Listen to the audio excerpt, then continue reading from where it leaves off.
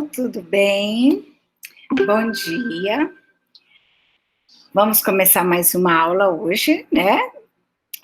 Do nosso conteúdo que temos para essa semana, que você já tem aí o material disponibilizado.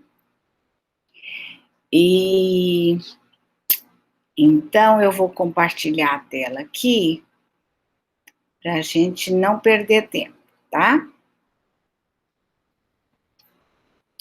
Compartilhar a tela. E vamos aqui. Nós estamos falando sobre relevo. E na aula anterior, a gente disse que o relevo, ele é resultado de duas forças antagônicas, né? Duas forças contrárias. As forças internas e externas. Os agentes endógenos e os exógenos. Os endógenos são aqueles que atuam de dentro para fora. Exemplo, vulcanismo, tectonismo, abalocismo, que é o que a gente vai ver agora. E os externos, né, que atuam fora da crosta, né, que é o intemperismo através da água, a erosão, né, que provoca erosão através da água, do vento, dos seres humanos, beleza? E depois a gente vê as formas de relevo. Então, nós já falamos isso aqui na aula anterior, e agora a gente vai, né, dar destaque aqui para os agentes internos do relevo. Qual é a função dos agentes internos? A função dos agentes internos é criar, né, o relevo. É a partir da ação dos agentes internos que cria e que modifica também, né, de forma violenta o relevo. Tá. Vamos falar deles então. Eles são responsáveis pela formação. Lembra que eu disse que há 250 milhões de anos atrás não existia a Cordilheira dos Andes? Ela existe a partir do movimento de convergência, subducção de duas placas, a placa de Nazca com a placa sul-americana. Então, formar. Os agentes internos ou endógenos, eles são processos estruturais que atuam, então, do interior para fora. Quais são eles? Vamos falar desses três, são só três. Tectonismo, vulcanismo e abalo sísmico. Eu quero que vocês prestem bem atenção nas características de cada um, ok? E eu diria que o vulcanismo e os abalos sísmicos derivam aqui do tectonismo. Lembra que nós já estudamos a teoria da tectônica de placas? Né, os limites, as placas tectônicas, limites de convergência, de divergência, de transformantes, lembra? Então, vamos lá. Olha só, as forças endógenas, através do vulcanismo, são processos que acontece por conta da alta pressão e a alta temperatura que existe no interior da crosta. Então, formando quando, né, há essa alta pressão e essa alta temperatura, formando uma explosão onde é liberado para fora o magma. Então, o vulcanismo é uma atividade pela qual materiais vindo do manto, que nós chamamos de magma, atinge a superfície. Esse processo é um processo muito violento. O vulcanismo, ele, na verdade, esse aqui é um exemplo de uma foto do vulcão de Stromboli, na Itália. É possível prever, por exemplo, né? Um vulcão é possível prever. Por quê? Porque ele dá sinais, né? Ele começa a liberar gases, cinzas, até sair a lava, tá? Essa consolidação aqui dessa lava, essa lava que sai para fora, isso aqui tudo era lava que foi resfriada e formou uma rocha magmática, né? E dá origem, por exemplo, às montanhas, às ilhas, né? Esses cones vulcânicos. Então, ele acontece. Onde que acontece os vulcões? Nós já estudamos isso também, nos limites das placas tectônicas, nos limites, tá? O vulcão, ele tem esse cone, aqui ele tem a cratera, ele tem a fenda aqui, por onde sai o magma, nós chamamos de chaminé, tá? Então, através dessa fenda ou abertura, o magma é liberado, a lava, né, que é o magma, é liberado para fora. Acontece, onde eu tenho erupção, onde eu tenho vulcão em atividade vulcânica, ou seja, né, em condições de entrar em erupção, em limites de placas tectônicas, nas bordas. O tectonismo, olha só, o tectonismo, ele é esse movimento das placas, que nós já estudamos anteriormente. Esse movimento, ele se dá por conta também da temperatura, das chamadas forças convectivas, né? Olha só, o movimento das placas tectônicas traz em sua dinâmica resultados que podem ser observados na superfície. Por exemplo, quando as placas se movimentam, ou se chocam, ou se afastam, ou resvalam, é quando vai acontecer os terremotos, quando vai acontecer os vulcões, né, o vulcanismo, quando pode acontecer uma rachadura na crosta, né, por conta das, nós chamamos de dobradas e falhas. Nós temos o grande exemplo da falha de San Andreas, na Califórnia, nos Estados Unidos. E isso a gente pode ver, né? Esses movimentos, eles ficam expostos na crosta terrestre e a gente é capaz de ver. Eles são denominados tectônicos e são classificados de duas formas. Preste bem atenção, meus amores, nisso aqui. Os movimentos orogenéticos são chamados movimentos horizontais. Os movimentos horizontais são os movimentos que provocam aqueles limites das placas, lembra? Convergentes, divergentes. Então, os movimentos orogenéticos ou orogêneses são movimentos no sentido horizontal e são movimentos que acontecem por conta desse movimento horizontal das placas. E eles são, o resultado deles, ele é muito violento. Imagina, o choque de uma placa pode causar um imenso terremoto, tsunami. Nós tivemos isso em 2004, né? Abalou o mundo por conta de um movimento das placas tectônicas, tá? Então, ele é um movimento violento e rápido, né? A gente vê o estrago na hora. Já a epirogênese é um movimento também das placas, só que é um movimento vertical. Esse é um movimento muito, mas muito lento. Alguém de vocês aí já ouviu dizer que Chapada dos Guimarães já foi fundo de mar? Ali em Chapada, a gente já foram encontrados ali carapaças, fósseis de animais marinhos. Então, significa que aquilo ali sim foi fundo de mar.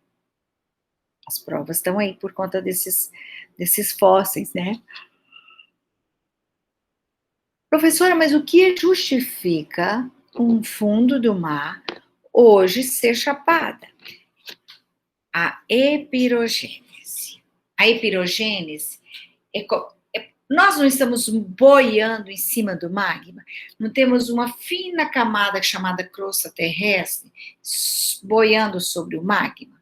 Então, imagine que aqui nós temos uma imensa bolha e de um lado eu vou colocar duas pessoas do mesmo peso, duas pessoas de 60 quilos.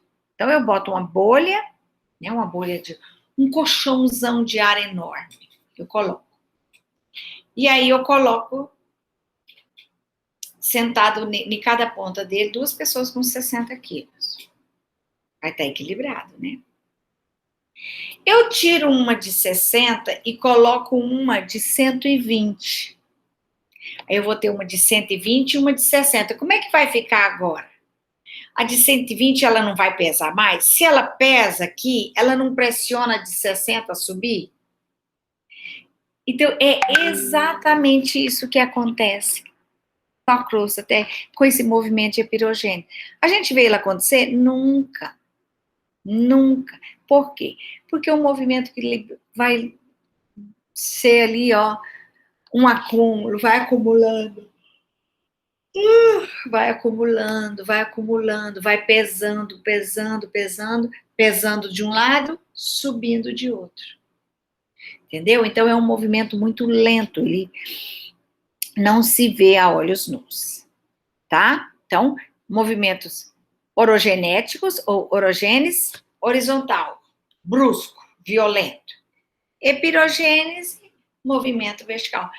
Nós temos muito aqui o recuo das ondas, né? Avanço e recuo do mar, a gente vê com os movimentos epirogenéticos, ok? Ó, isso aqui é aquilo que nós já vimos, né? A tectônica de placas, né? Nós já temos mapeado hoje cerca de 14 placas, ó, a placa sul-americana aqui, ó, passou por cima, se chocou, ó, uma tá vindo para cá, a outra tá vindo para cá, se chocaram, como a de Nazca era menor, mergulhou. Isso chama subducção, lembra? Então, tudo isso nós já estudamos. Vamos ver aqui visualmente isso que eu acabei de explicar. A epirogênese, olha só, é uma expressão criada por esse Gilbert. Ela foi criada em 1890. Ela teve o objetivo, ele queria designar um fenômeno geológico que resultava, era um movimento tectônico, só que era no sentido vertical. Para cima e para baixo. Havia o soerguimento, principalmente do assoalho oceânico. Então, ele ficou observando que, por exemplo, que tipo de limite que eu tenho aqui, ó? Aqui eu tenho um limite divergente, uma placa vindo para cá, outra vindo para cá. Cada vez vai abrindo e cada vez vai aparecendo aqui um novo assoalho. Ó, isso aqui explica, por exemplo,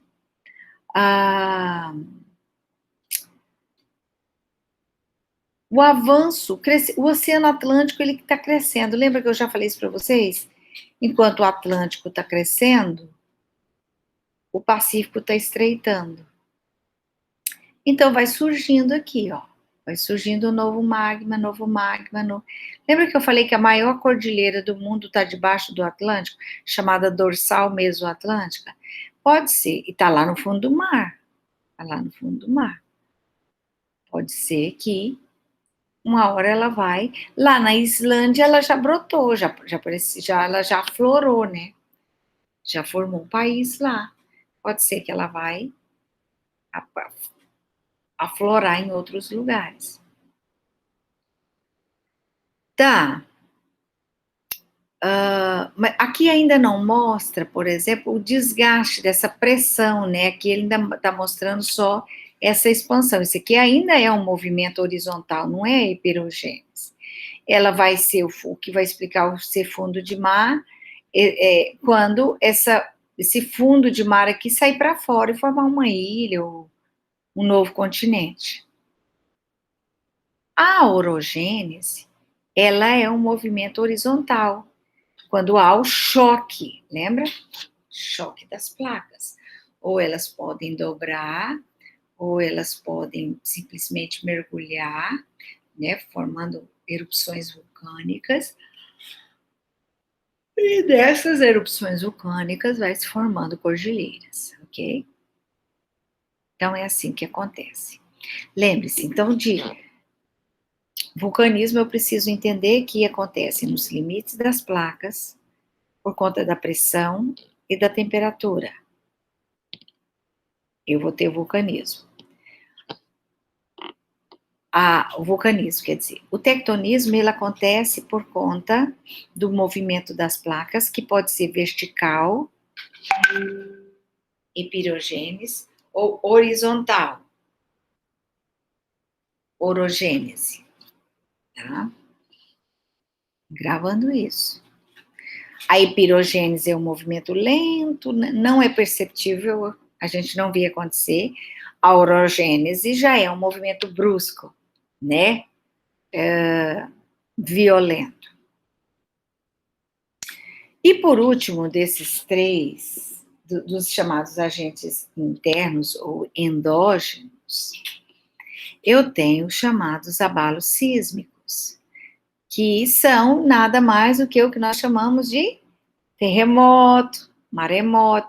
Quando ele acontece no mar, maremoto. Quando ele acontece no continente, terremoto. Ele é uma vibração da superfície terrestre, tá? Produzida por forças que vêm do interior da crosta terrestre, que nós chamamos de ondas sísmicas. Por isso que teve um inteligente que criou um aparelho que é capaz de medir essas ondas, a velocidade delas, e a intensidade, que nós chamamos de sismógrafo, tá? O problema, por exemplo, dos abalos sísmicos é que essa é uma atividade, por exemplo, que não dá para prever. O terremoto, o vulcão, dá, porque ele, lembra, ele demonstra que ele, né, ele dá sinais, ele libera gases, ele libera cinzas, para depois haver a liberação da lava. O abalo sísmico, não. Então, ele é uma atividade, por exemplo, que causa mais mortes, porque não dá tempo, não tem como você evitar, não tem como você fugir, tá? Ele acontece também não só pela ação das ondas sísmicas oriundas do interior da Terra. Os tremores de terra também pode acontecer por conta da ação humana. Por exemplo, aqui em Poconé, que é muito de garimpo, Poconé, cidade de garimpo, né? Onde o solo é muito compacto, eles, né, compactaram demais o solo, então pode ser que esse solo se reajuste, ele dá uma reequilibrada ali, uma reajustada, e pode haver tremores de terra. Pra vocês terem uma ideia, o maior terremoto no Brasil até hoje registrado foi aqui no Mato Grosso, em Porto dos Gaúchos, uma coisa assim, no norte do estado. Então, as atividades humanas, como as atividades minerais, tirar água demais dos aquíferos, dos lençóis, tirar petróleo, né, deixar o vácuo, pode haver desmoronamento interno, que nós chamamos, tá? Uma coisa importantíssima para vocês guardarem. O terremoto, os abalos sísmicos, eu preciso diferenciar duas coisas nele. Então, as ondas sísmicas, que são esses tremores, né? E, olha só, eu preciso diferenciar o epicentro do hipocentro. Guardem bem isso.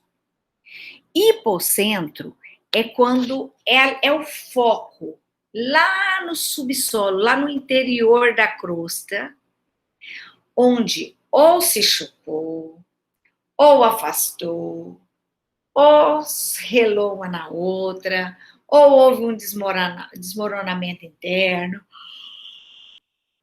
É onde surge o hipocentro, acontece no interior da crosta, onde surge o terremoto ou maremoto. Aí essa onda ela vai sendo liberada, até que ela aparece aqui na superfície. O tremor vai chegar aqui, vai tremer aqui. Quando ela aparece na superfície, nós chamamos de epicentro. Então, por isso que quando vai dar a notícia de um terremoto, fala assim, o epicentro foi a tantos quilômetros da tal, tal. É onde ele se manifesta. Então, guarde isso. Epicentro manifesta, hipocentro, ele surge. Tá? Deixa eu ver aqui, que eu estou controlando o tempo, para não ficar uma aula muito grande. Eu vou mostrar, depois eu vou contar uma história interessante para vocês do terremoto. Então, olha só, o tsunami é quando acontece o epicentro dentro do mar. Ele se manifesta no mar. E aí vai criar ondas gigantes. A palavra tsunami é uma palavra japonesa que significa ondas gigantes. Isso aqui, ó, é duas imagens antes e depois de um tsunami. Ó, a água invade todo o continente. Tem até um filme aí interessante, né? Esse tsunami aqui destruiu a cobertura vegetal que havia no litoral do sudoeste da Tailândia. Esse aqui, ó, foi o que aconteceu em 2004. Arrasou a Ásia, tá? Desse aqui tem aquele filme que chama O Impossível, algo assim, uma coisa assim, tá? Então, eu vou só parar, vou interromper aqui para mostrar para vocês uma coisa. Deixa eu mostrar aqui que agora nós temos quadro, né? Peraí, só um pouquinho que eu vou tirar aqui, porque eu já dei aula hoje e tá me preocupando, viu, gente? A quantidade de pessoas que tá vindo assistir a aula presencial. Eu estou bem preocupada, mas bem preocupada mesmo com o número de alunos que estão assistindo a aula presencial.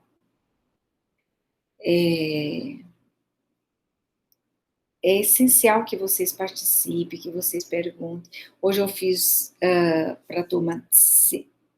Hoje, eu estou falando hoje que eu estou gravando agora à noite. Agora são 10h17 da noite. Eu continuo cansada. Na primeira aula, uma aluna falou, professora, a senhora está cansada, né? Eu falei, tô, porque eu viajei para Goiás, eu cheguei cansada. Fui montar todo aquele joguinho lá para vocês. E de repente me aparece meia dúzia de alunos para assistir. Isso me deixa muito triste e preocupada. Preocupada por quê? Porque eu gosto muito de vocês e eu quero muito que vocês aprendam, que vocês pensam na vida, entendeu? Eu tenho um amor muito grande pelos meus alunos. Então, assista, faça um esforço. Na vida da gente, para a gente conquistar os sonhos da gente, por um determinado tempo, a gente precisa fazer certos esforços, tá? Faça, tá bom? Eu vou explicar aqui para vocês um acontecimento desse tsunami de 2004 que aconteceu na Ásia. Vou apagar aqui, porque isso aqui eu já expliquei para a turma, na aula anterior, né? Então, olha só, naquela primeira videoaula. Uma coisa interessante que aconteceu nesse tsunami de 2004, gente, foi com um casal de brasileiros. Deixa eu ver onde que está meu pincel. Eles estavam na Tailândia, passando. O Sudeste Asiático foi todo arrasado com esse tsunami. Olha como é que acontece, eu quero que vocês saibam. Então, eu tenho aqui, ó, tem a crosta terrestre, aqui eu tenho o mar, né? Fundo do mar. Aqui é o mar. Que é a praia, né? Aqui estava o hotel, né? Tem aquele filme lá, né? Tinha um casal de médicos brasileiros que estavam em lua de mel na Tailândia. Quando eles saíram de manhã, foi de manhãzinha, esse abalo sísmico lá. Eles saíram de manhãzinha e foram pegar um barquinho, né? E estavam aqui, ó. Eles estavam aqui, ó, mergulhando aqui, um casal de brasileiros. Estava lá de boa, saiu de manhã, lua de mel. foram lá, foram fazer um mergulho.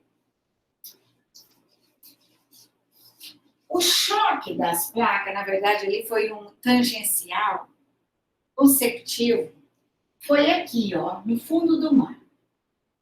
Então, aqui, ó, lá dentro da crosta terrestre, nós temos o hipocentro. Hipocentro dentro do interior da crosta. Então, houve, né, a liberação de ondas sísmicas, só que essas ondas elas foram, né, aqui, ó.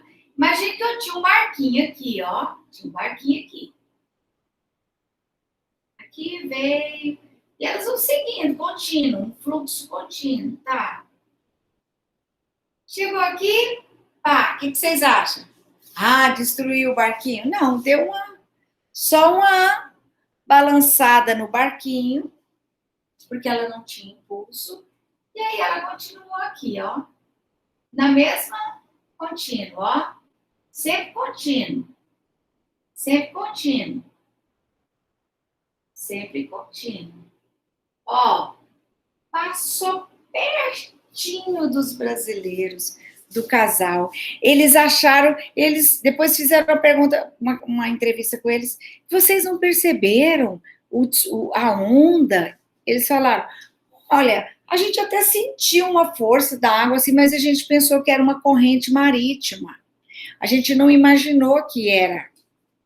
Porque eles saíram cedo, pegaram o barquinho, vieram para cá, estavam mergulhando aqui. Quando a onda chegou aqui, ela pegou o quê? Impulso. Quando ela pega impulso, ela ganha força, então ela sobe mais. E aí ela pegou o quê mais aqui? Mais impulso. Então aí foi quando ela ficou gigante. Gigante. Só teve uma praia dos lugares afetados por esse tsunami de 2004 que ninguém morreu, sabe por quê?